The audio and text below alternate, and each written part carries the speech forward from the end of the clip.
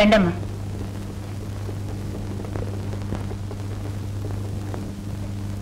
కూర్చోండి.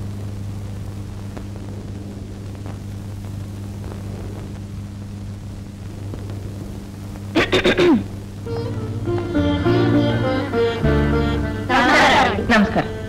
కూర్చోండి. ఏమిటిలా వచ్చారు? ఏం లేదండి, మేమంతా కలిసి అనాథ మహిళలకు ఒక ఆశ్రయం ఏర్పాటు చేశాం.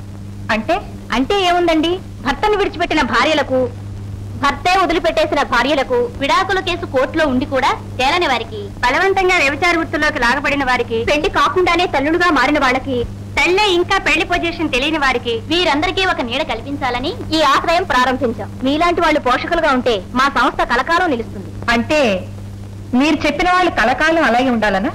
కాదనుకోండి, వీళ్ళు పోతే ఇంకొకరు వస్తారేమోనని. ఐసి, నేను నిన్ననే వచ్చాను, తర్వాత కలవండి. మీరు మళ్ళీ రమ్మంటే మా చాలా కష్టం అండి. ఏమంటే మేము చాలా బిజీ అండి. ఉదయం 6 ఇంట్లో నుంచి బయటపడతాం, మళ్ళా మేము ఇంటికి వెళ్ళేటప్పటికి రాత్రి 10-12 అవుతుంది. ఇలా వెళ్ళినింటికి 2 సార్లు వెళ్ళామనుకోండి, పగలు రాత్రి మాకు ఇదే పని అవుతుంది. ఐసి, ఉదయం 6 గంటలకు ఇల్లు విడిచిపెడతారన్నమాట. తిరిగి రాత్రి 12 గంటలకు చేరతారు. గుడ్. ఏం చేయని చెప్పండి, ఎన్నో అనాథ కుటుంబాలు మా మీద ఆధారపడి ఉన్నాయి. మరి మీ కుటుంబాలు ఎవరి మీద ఆధారపడి ఉన్నాయి? అనాథల మీద? నో, మా కుటుంబాలకేమండి. మీకేం పెళ్లి పెడాకులు కాలేదా? ఎందుకు కాలేదు? మా పాటికి మేము వచ్చేస్తాం. మా భర్తల పాటికి వాళ్ళ పనులు వాళ్ళు చూసుకుంటారు. పిల్లల్ని ఆయా చూసుకుంటుంది. వంట పని, ఇంటి పని, కుక్కు, పని మనుషులు చూసుకుంటారు. మాకేం పెద్దగా పనులుండవు. మీరు మాత్రం దేశం మీద బలాదురుగా తిరుగుతూ ఉంటారు. ఆడవాళ్ళగా ఈ మాట చెప్పడానికి సిగ్గనిపించడం లేదు మీకు? అనాథులు, దిక్కులేని వాళ్ళు వాళ్ళు కాదు.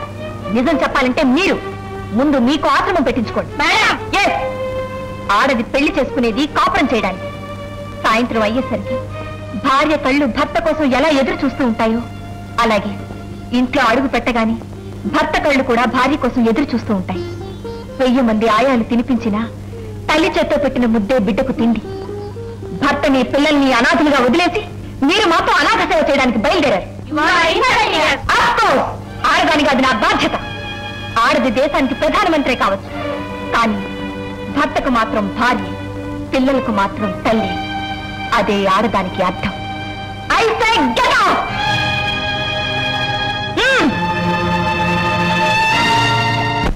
అమ్మగారిని చూడాలి. ఉండండి మేడం.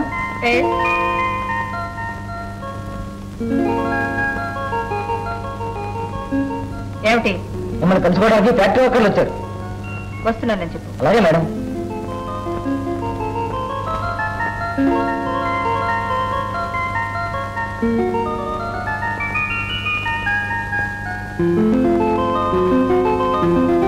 Excuse me, 1 minute.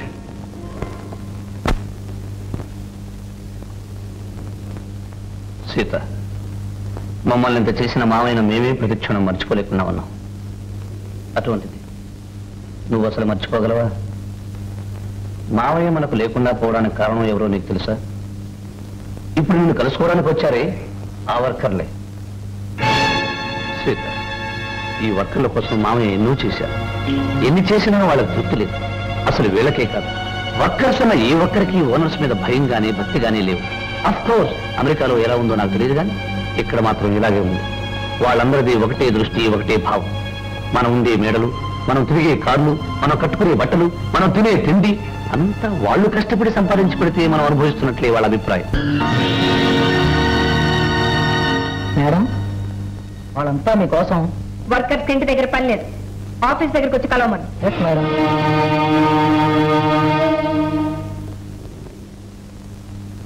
ఇక్కడ కలవడానికి వీల్లేదు, ఫ్యాక్టరీలో కలవమంటున్నారు. ఊరికే దండలు వేసి వెళ్ళిపోతాం. వీల్లేదన్నారు కదా.